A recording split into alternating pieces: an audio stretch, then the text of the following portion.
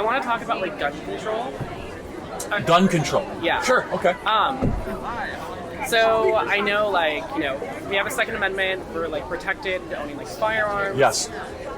As a gay person, I often fear of like retaliation, hate crimes. I've actually been mugged a few times. Wearing stuff that may not seem as normal as this. Okay. What can like we do from like a Second Amendment perspective to like help bring people into like the folds of like gun ownership in order for like self-protection? Yeah, I think that's a thoughtful question. I mean, look, I think, if you've been mugged and everything, like, I'm sorry that happened to you. The gun's the great equalizer, right? Yeah. And so I think that people like you need to speak up and be like, look, if you think you're going to be terrorized or you're going to be hunted, like, a gun is a moral right to be able to defend yourself and your liberty, right? And your family or your people you love. I mean, I suppose it'd be a better question for you, right? Like, what do you think that a majority of gay people are pro guns or anti? I'm just curious. Like, mostly anti-gun. Why do you think that is? I'm just curious. I think it's a lot of like liberal identity politics. How can we like bridge that like distance? Yeah, it's a good question. I think that, look, I don't think gun ownership should be political. I don't. And like, this is one of the arguments I always make for like BLM people, right? It's like, if you think you're getting hunted down, then like responsibly own guns, right? But there is a fear around gun ownership in America. I think it should transcend, sexual persuasion or skin color, right? I think it's a moral right for all people, especially if you think, especially women who are, potentially at a physical disadvantage from defending themselves, right? And I mean, you got mugged a couple times. I don't know if the person who mugged you is a man or a woman. I don't know, but like, if you were in a situation where you're physically disadvantaged, like a firearm could equalize that, right? Yeah, it's a pretty like out there take. Is it taboo, like tactic almost? Yeah, like I'm very like, no, go for it, like get into a girl. But then it's also just kind of like not really, I don't want to say like frowned upon, but just kind of like, whoa, that's a bit much from like someone like me.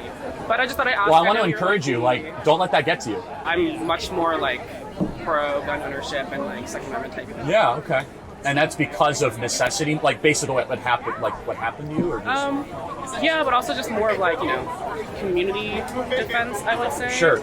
I mean, I don't think people should be like shooting each other on the streets or like dueling, obviously. I don't support that, obviously. I know, right, yeah. But like, it's definitely something that I think that like a lot more like LGBT people should really take into account, just to protect ourselves and like you said, people. Yeah, look, I totally agree. Like, I mean, if you believe you're being targeted or you're in a marginalized position, like, that's what the Second Amendment is partially there for, right? I mean, one of the reasons. So. Yeah, I just wanted to ask you because you're like a very big like political person. So yeah, I would just kind of take it from a moral argument too, right? Which is like, if you believe, like, who are you going to trust to defend yourself? That's what I would take, right? So it's like, do you trust the police, which obviously is not a big thing around here, right? Yeah.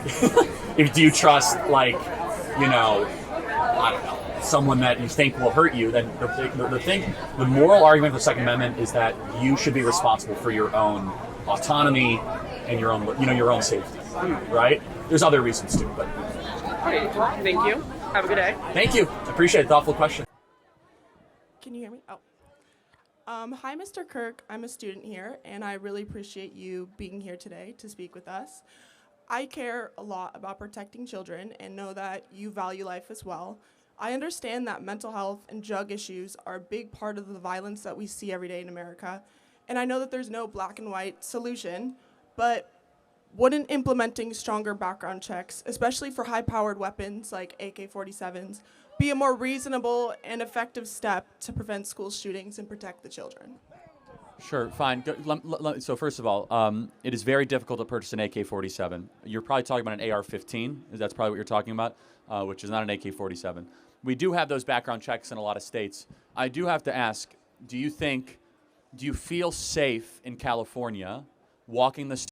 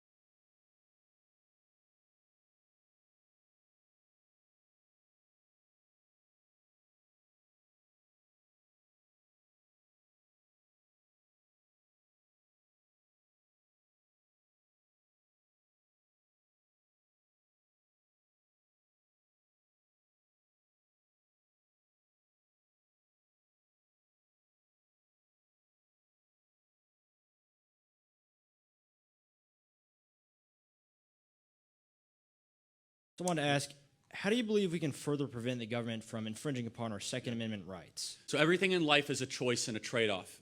Anybody who tells you differently is an infant.